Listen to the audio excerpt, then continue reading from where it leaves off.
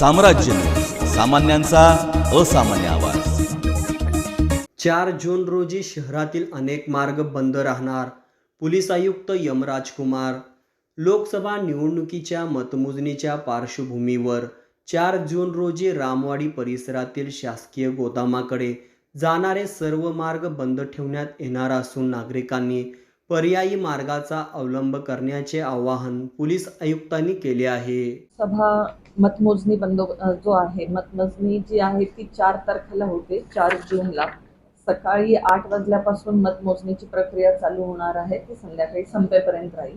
तर त्या अनुषंगाने आपण शहरामध्ये बंदोबस्त तर लावण्यात येणारच आहे, परंतु त्याच्या व्यतिरिक्त काही महत्त्वाचे जे पॉइंट्स आहेत की रामवाडी गोडाऊन या ठिकाणी 42 लोकसभा सोलापूर आणि माढा याचं सुद्धा या ठिकाणी मतमोजणी होणार आहे। तर त्याच्या अनुषंगाने जे पब्लिक त्या ठिकाणी येतील किंवा त्या पक्षाचे जे कोणी कार्यकर्ते येतील तर त्यांच्यासाठी काही डायव्हर्जन केलेले आहेत। आणि जो जामवीर चौक आहे, जामवीर चौकापासून जर आपण बघितला तर मोदी चौकाच्या ठिकाणापासून पुढे आपण कुणालाही सोडणार नाही आहोत। मोदी चौकाच्या ठिकाणीच पब्लिक उभे राहतील।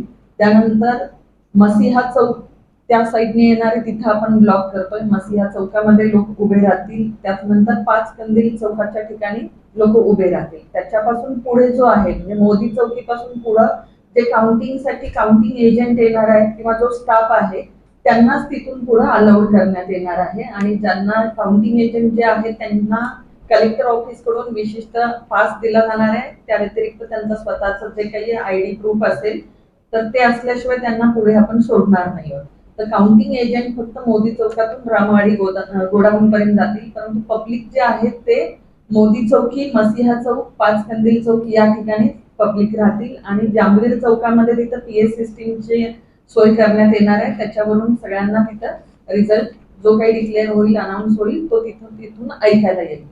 याच्या व्यतिरिक्त असं आहे की जेव्हा